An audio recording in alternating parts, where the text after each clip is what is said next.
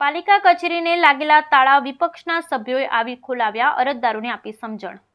ડીસા નગરપાલિકામાં કર્મચારીઓ દ્વારા તાળા લગાડવામાં આવતા વિપક્ષના નગરસેવકો તાત્કાલિક પાલિકા કચેરી ખાતે દોડી આવી ચીફ ઓફિસર સહિત નાયબ કલેક્ટરને ઉગ્ર રજૂઆત કરાતા પાલિકા કચેરીના તાળા ખોલવામાં આવ્યા। નગરજનો સરકારી કામકાજમાં મુશ્કેલી ન પડે તે માટે વિપક્ષી સદસ્યોએ પાલિકા કચેરી ખાતે બેસી પાલિકામાં આવતા અરજદારોને જરૂરી માહિતી આપવામાં આવી। અરજદારોને ફરી ચાલુ દિવસે પાલિકા કચેરી ખાતે આવવા સમજણ આપવામાં આવે।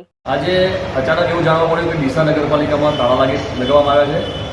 અમે રૂબરૂ તપાસ કરતા જોયું તો તાળા લાગેલા જ હતા।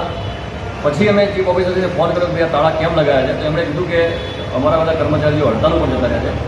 એટલે મેં એમને કીધું કે હડતાલ ઉપર તમારે જવું હોય, જે બી કારણો હોય એનું સોલ્યુશન હોય, તમે એનું કોઈ એડવાન્સ અલ્ટિમેટમ આપો કે આ દિવસે અમારી આ માંગ પૂરી નહીં થાય તો અમે હડતાલ ઉપર જશું। પણ એવી કોઈ પણ માંગ કે કોઈ પણ ચર્ચા કર્યા વગર સીધા હડતાલ ઉપર જવું વ્યાજબી નથી।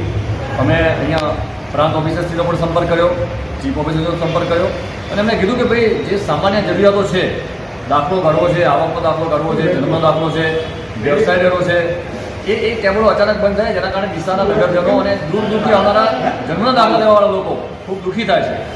તો આ બાબતે અમે ચર્ચા કરતા તાળા તો અત્યારે ખોલી દેવામાં આવે છે, પરંતુ વેરો પણ લેવાનું ચાલુ કરવામાં આવ્યું છે। પણ બાકીની જે તકલીફ, બાકીની જે સેવાઓ છે એ સેવાઓ અત્યારે બંધ છે, જેના કારણે લોકો ખૂબ હાલાકી ભોગવી રહ્યા છે। આપણા માધ્યમથી અમે એવું જણાવવા માગીએ છીએ કે અહીંયા અમે વિપક્ષના જે સભ્યો છે બેઠા છીએ, જે પણ કોઈ લોકો આવે છે એમને શાંતિથી ઉત્તર આપીએ છીએ। તમે આજે રજા જેવું, આજે અહીંયા કોઈ હાજર નથી, તમે આવનારા 1-2 દિવસ પછી જે દિવસ ચાલુ હોય એ દિવસે તમે આવજો, તમારું કામ થઈ જશે। તમે કોઈ તમારા મનમાં ખોટું ન લગાડશો એવા ભાવ સાથે અમે એમ લોકોને સાંત્વના આપી રહી છીએ।